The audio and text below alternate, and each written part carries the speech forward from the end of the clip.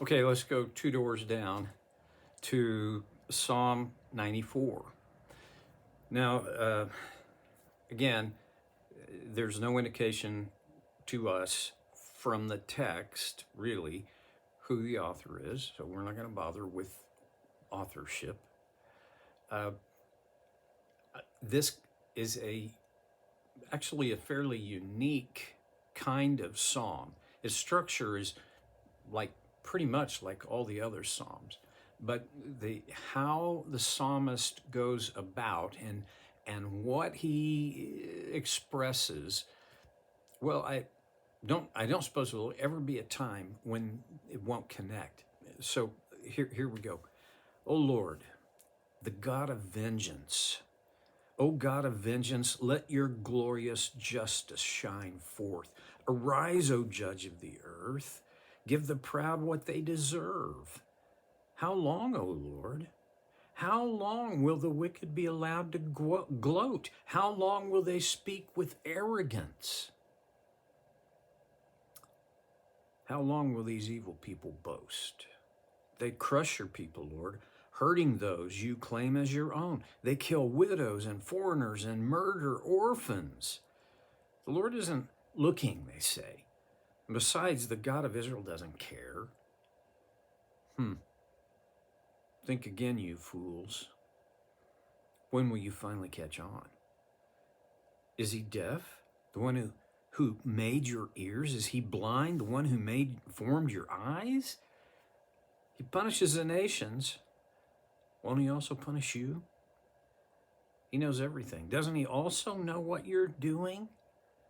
The Lord knows people's thoughts. He knows they're worthless. As I read this again, it strikes me as this is kind of the psalm for what we see happening right now in the world, especially what we see happening in between Gaza and Israel. And this is not simply a poem, it's a prayer. Oh Lord, the God of vengeance, oh God of vengeance, let your glorious justice shine forth. Now, vengeance is kind of a long-standing Jewish value. One of the simple synopsis of criminal law in Israel is this simple statement: eye for eye, tooth for tooth. If they take your eye, you take one of theirs. If they take one of your teeth, you take one of theirs. It's not a complicated rubric. And here, the psalmist is, first of all, expressing the common general sense that any God-fearing Jew would have had.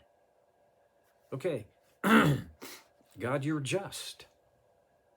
And your justice calls for, no, requires vengeance. And it's not just that, we want you to screw up your courage, God, and get with it and be vengeful. No, the God of vengeance. All right, let's think about that. Is God was he really ever the God of vengeance? Well, to answer that question, I'd say you basically need to read the books of history in the Old Testament. Yeah, he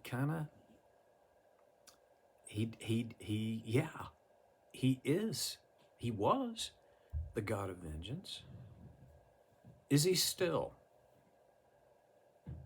Well, that is a pretty difficult question to answer in the few minutes I've got with Soul Care with Stevie Boy today. And the second issue is, it's way over my pay grade. Is God still the God of vengeance? I'm gonna kind of do a little dance, but it's the best I can do on this subject. Is God, by his nature, God is the God of everything, and that includes vengeance. There are humans who execute vengeance. Yeah, most of the kind of action movies that I have seen involve some form of vengeance. Now, it is right at war with wrong, right? So it's not just. I mean, there are movies with just plain senseless violence. Because I mean, there's literally no plot. It's just violent episode after violent episode and special effects, and this bothers me because I think it's an indication that, in my mind, it's an indication of what the appetite of the world is, of what our appetite is. We only go to movies that we want to see, and what makes us want to see movies mostly is we like the content or what we know of the content. Okay, don't get me started. There are movies, R-rated movies, because of their violence that I have watched, and they are, I'll just say, they're not horrible movies. And they're based on vengeance, revenge, taking revenge. Now, human revenge is a whole different game. We're talking about a whole different animal from God's vengeance. The God of vengeance, that's a pretty strong statement, but the God of vengeance isn't you and isn't me. Neither of us are the God of vengeance. Would God ever use you or me to execute his vengeance against the wrong? I guess I would have to say, can't rule it out. I mean, the whole just war paradigm is that some wars are just and others are not. And one of the things that makes a war just is there an injustice that needs to be righted? Is there an evil that needs to be eradicated? I don't mean this on a political level. I'm just talking about it from a biblical common sense place. What's going on in Israel right now, in my mind, is a just war. This is Israel protecting itself against an evil enemy. And yes, it is vengeance. They have made it their goal, Israel, to eradicate Hamas. And what Hamas did on October 7th of 2023 was the catalyst for moving against them in vengeance. I'm not going to make a big moral case. Again, that's way past my pay grade for whether or not this should or shouldn't have happened. You get to choose. You get to decide that for yourself. But I will say, it's hard for me to disallow the idea that God may execute his justice and vengeance using people like you and me, maybe. I hope I never have to. Or, my dad's generation had to. After Pearl Harbor, it became clear we couldn't just sit back and let evil overwhelm the world. And okay. back to the psalm. O Lord, the God of vengeance. Get this. That's not me. That's not you. O God of vengeance, let your glorious justice shine forth. So what's the point? His justice. What's the objective? His justice. And notice, of course, this is poetic language. Let your glorious justice shine forth.